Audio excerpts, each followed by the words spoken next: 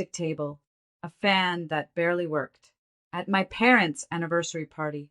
And when I asked my dad why, he didn't blink. It's just for extended family. Extended family. Everyone else was seated inside. Warm lighting, music, catered plates. Even my cousin Mark was there, the same cousin who once stole money from their safe. He was inside, laughing, toasting. I was in the garage, like clutter, like something they didn't want to show the guests.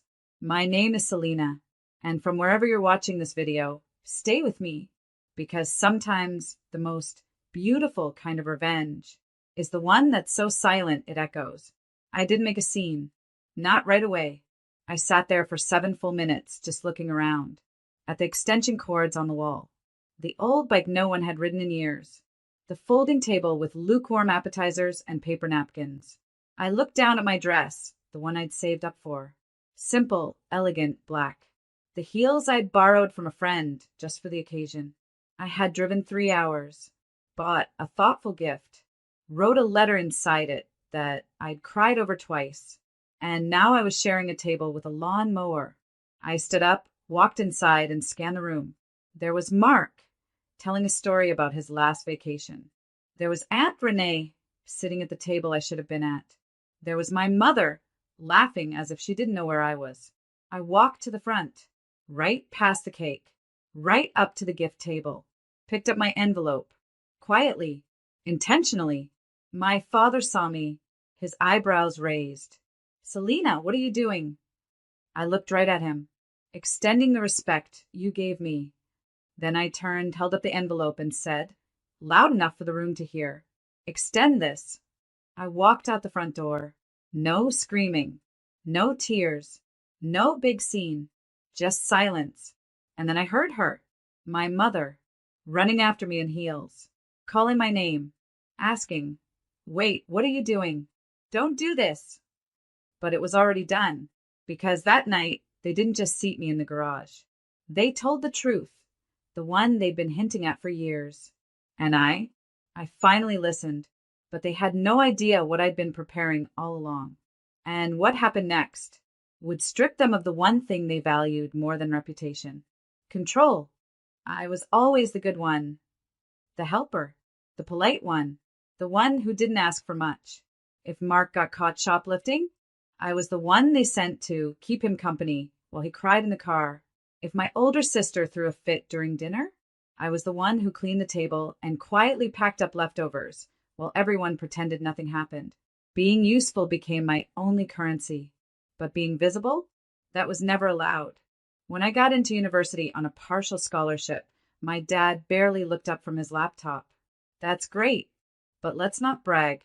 Your cousin Daniel got a full ride." When I landed my first job, an entry-level admin position with a nonprofit I loved, my mom asked, "Will that even cover rent?" They didn't mean to be cruel. At least, that's what I used to tell myself. They were just selective. Selective with their attention. Selective with their praise. Selective with who they brought forward when company came over. It was always the same people. The cousin who lied. The uncle who drank. The sister who dropped out and moved back home. They all got second chances. They all got seats at the table. Me, I got duties. Help set the table, Selena. Run to the store, Selena. Can you pick up Mark from the station? The worst part, I kept saying yes, because somewhere inside, I believed if I kept being helpful, they'd eventually see me, eventually choose me. But what happened at that anniversary party? That was my breaking point. Not because of the garage, but because when I looked through the window from the outside, I saw my family laughing like I wasn't missing, like they hadn't noticed I was gone. That's when I realized I wasn't just excluded. I was optional, replaceable, easily boxed away when I didn't fit the image they wanted to display.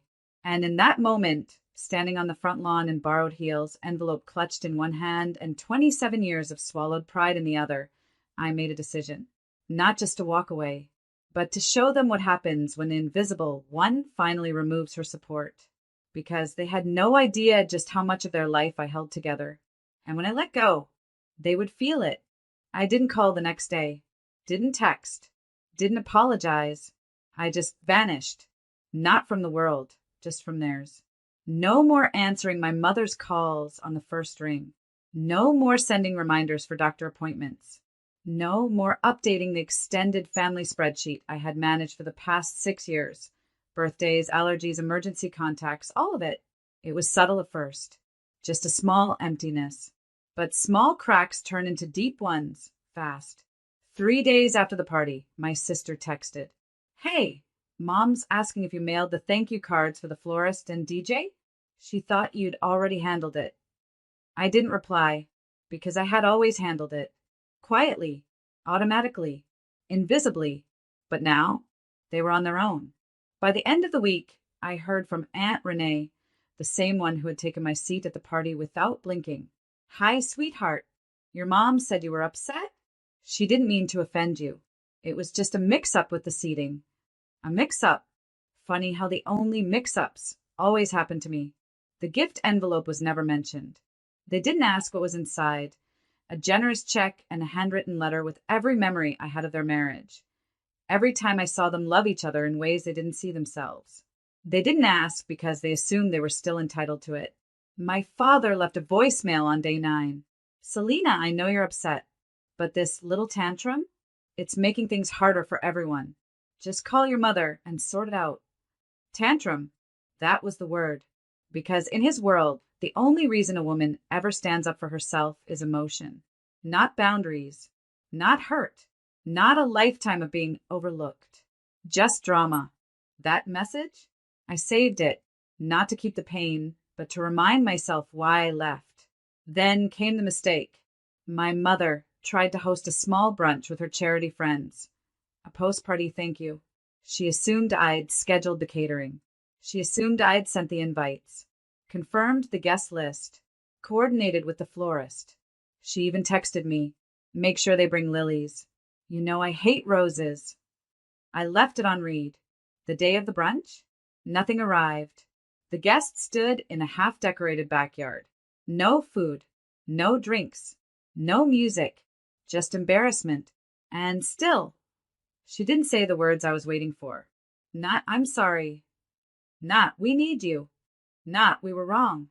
Just this, "I thought you'd take the high road, Selena."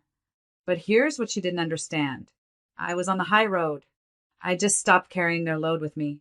I didn't want revenge. Not the movie kind. Not the screaming, flipping tables, burn it all down kind. I wanted truth. I wanted them to see the machine they'd built and how much of it only ran because I turned the gears in the background. So I started with the family fund. A long time ago, my parents opened a joint savings account for family emergencies.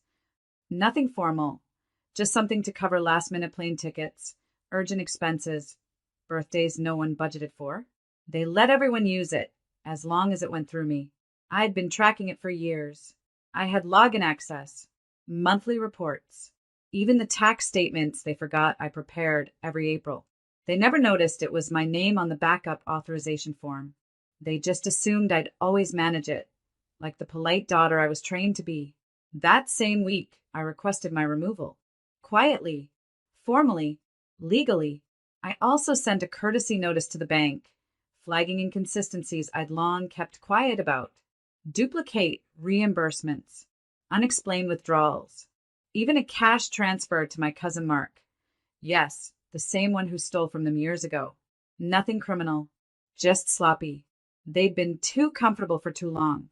Next, I contacted my cousin Dahlia, the only one who ever sat with me in the kitchen while the real guests laughed in the next room. She's a graphic designer now. Brilliant. Underpaid. I offered her a project, one I'd been planning for months but never had the nerve to start. A community blog. Small. Focused on quiet family estrangement. Stories from people like me. People who weren't kicked out violently, just gently set aside until they disappeared. We called it The Spare Chair. Dahlia designed the logo. I wrote the first piece. We didn't name names, but anyone who knew my parents would know exactly who that first story was about. And finally, I pulled the thread they never thought I'd touch. The anniversary photos. A distant cousin had taken them. I had offered to coordinate the photographer. In return, he'd given me full access to the folder. I downloaded everything, every picture of everyone, except me, because I wasn't in them, not even one. But the captions they wrote online said, "So grateful to have our whole family together. A perfect day." So I emailed the photographer, asked him to take the gallery down. He agreed and added a line I'll never forget. They said it was a family portrait, but it looked like something was missing. Exactly, something was. And they were finally starting to feel it. They didn't notice the collapse all at once. It came in fragments. A brunch canceled, a fund frozen, a gallery gone. But the moment that really hit? The night of the follow-up celebration dinner, the one my mother planned to repair our image with her friends. The florist didn't show. The menu was wrong. One of the guests canceled, citing confusion around the event's coordination. Why? Because for years that had all gone through me. I wasn't invited this time, obviously, but I still got photos from Dahlia, who had a friend working the event. My mother looked tired. My father? Distracted, like a man realizing the stage manager quit in the middle of the performance. 2 days later, I received a text from my mother. "I wish you'd reconsider all this. Family doesn't treat each other this way, especially over something so small." Small, being seated in the garage like an afterthought, having your gift taken off the table, hearing your own father say extended family while your thief of a cousin sat front row. That wasn't small. That was pattern. A pattern I had finally broken. Then the photos vanished from their Facebook albums. The ones labeled perfect night and grateful for a whole family. Gone. Not replaced. Just quietly deleted. Like removing the evidence would erase the truth. They didn't know I'd already backed them up. Because I wasn't trying to destroy their story. I was documenting mine. That same week, I published my third post on the spare chair. It was titled, "The Day I Stopped Apologizing for Taking Up Space." No names, no spite, just truth. The post went semi-viral in family forums and quiet corners of the internet. It was shared by therapists, grief coaches, adult children who had sat through one too many dinners in silence. And at the very bottom, I left this. Sometimes it's not the shouting that breaks you. It's the smile across the table while they ignore your empty plate. My inbox flooded, not with hate, with recognition. You wrote what I've never been able to say out loud. I thought I was the only one. Thank you, thank you, thank you. But one email stood out. It was from a woman in her 50s. They sat me next to the coat rack at my own sister's wedding. I was 7 months pregnant and nobody said a word. "I wish I'd walked out like you did." I cried reading it, not because I was sad, because I wasn't alone. And when you've spent a lifetime being told to wait your turn, fade into the background, and be the bigger person, hearing "me too" is more powerful than any apology. Back in my parents' world, they were still trying to keep things together. But now, even their friends were asking quiet questions. "Where's Selena these days? Did I hear she runs something online now? Was she not at the party?" And for the first time, they had no answer, because the person they always dismissed had become the one they couldn't explain away. They always thought of me as the stable one. Never dramatic, never demanding, never difficult, which made me the perfect person to erase quietly until they needed something handled, fixed, or forgotten. But when the world started noticing I was gone, their story stopped making sense. It started with a local newsletter feature about generational leadership in community families. They were interviewed about the family fund, the same one I'd quietly stepped away from. The article mentioned Selena handled our logistics for years, in past tense. But one of the reporters had followed the spare chair. She emailed me for a quote. I declined. Still, she connected the dots. The story went live with this sentence. "Notably absent from recent events is Selena, long considered the logistical core of the family's philanthropic work." Just one sentence, but it opened a floodgate. Within days, the foundation received 2 calls from longtime donors. Not angry, just curious. We were under the impression Selena still coordinated programs. Has that changed? Why is her name not on any of the upcoming campaigns? They didn't have an answer, because for years they never needed one. I was just the daughter in the background. Now the background was missing, and people noticed. Meanwhile, the spare chair kept growing. Submissions tripled. Dahlia and I had to build a second site folder just to organize the stories pouring in. There was one from a teacher whose mother told her not to bring her same-sex partner to Thanksgiving. Another from a man who was told he could sit with the caterers at his brother's wedding. Each story different, but the message was the same. You're welcome here, as long as you don't need a real seat. My parents still didn't reach out with anything real. My mother forwarded an invite to a smaller, more intimate dinner. No subject line, no apology, just, we'll keep a spot open. That was it. I didn't reply, because I didn't want a spot. I wanted respect. And now, I had it, from people who never once made me beg for it. Then came the audit. Remember that family fund? Turns out the casual management had caught attention after my formal exit. The bank flagged repeated cash withdrawals from multiple relatives, none of which were properly tracked. No one was accused of theft, but questions were asked. And for a family obsessed with control and image, being questioned was the worst kind of scandal.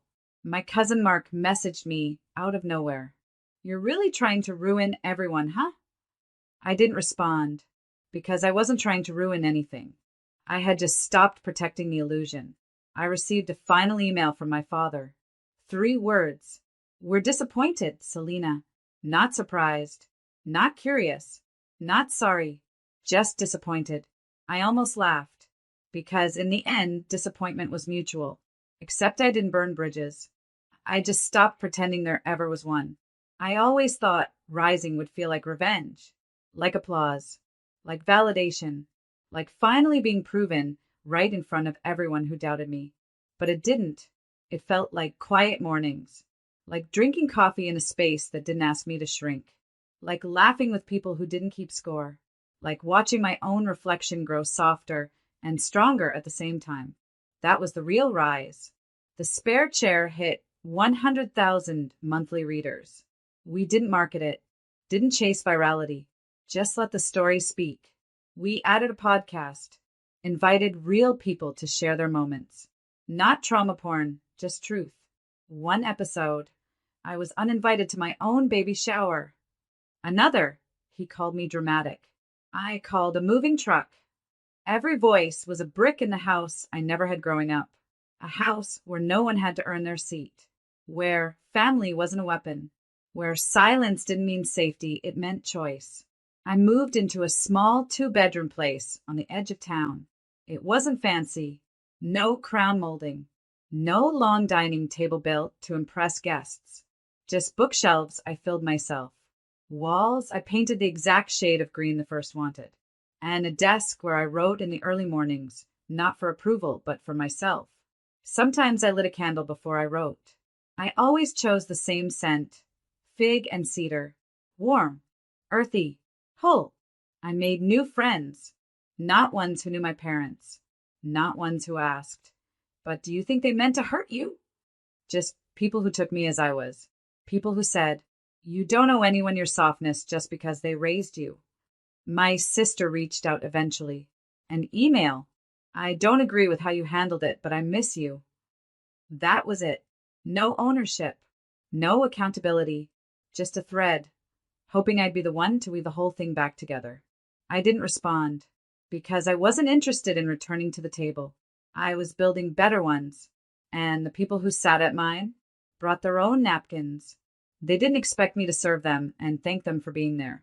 One day I was interviewed for a podcast I admired. They asked, what would you say to the version of yourself who stayed in the garage that night? I took a long breath before I answered. I'd say, I know you're scared. I know you think leaving makes you selfish. But one day, you'll sit at your own table, and you'll realize that leaving wasn't betrayal. It was the beginning of becoming someone no one gets to ignore again. I still remember the exact sound the chair made when I stood up from it in the garage. That awkward metal scrape, one I was supposed to ignore, one that was meant to blend into the background of just be grateful you're invited. It was the moment I chose myself before I even knew what choosing myself looked like. That sound, it became the start of everything. Sometimes I drive past my parents' neighborhood, not to stare at the house, not to fantasize about some dramatic reunion, just to remind myself that I don't live there anymore. Not physically, not emotionally, not in the quiet corners of my mind that used to hope for something soft to bloom where only sharp edges had ever been. I don't hate them, truly, but I don't miss them either. I miss the idea of them, the version of family I tried to believe in, the version of me that thought if I just stayed helpful long enough, I'd finally be chosen without needing to prove myself. That girl? She deserved better. And now, she has it. My mother never apologized. My father never called. But that's okay, because closure doesn't always come from an apology. Sometimes it comes from no longer needing one. Sometimes it's found in the sound of your own voice when it's finally loud enough to fill the room they kept trying to shrink you out of. Sometimes it's found in silence you chose. Last month, someone from the original anniversary party messaged me. Not family, just one of the guests. I didn't know what happened that night, but I remember you. You were the only one who looked real in the whole room. I stared at the message for a long time, because I used to think being quiet meant being small. Now, I know better. Being quiet can mean power. Being calm can mean certainty. And walking away doesn't make you heartless. It makes you free. Sometimes I think about the letter I wrote that night, the one I had sealed inside the envelope on the gift table. It wasn't angry. It wasn't bitter. It was a letter of memories, of thank yous, of moments I thought mattered. I never gave it to them, but I kept it, not to remind myself of what they lost, to remind myself of what I gave for so long without ever being asked how much it cost me. And now I give to people who give back. I love without dimming. I stand without permission. They once asked me to sit in the garage so the photos would look better. Now, I don't need to be in the photo because I built the whole frame and the story I'm living now. It may not be picture perfect, but every single part of it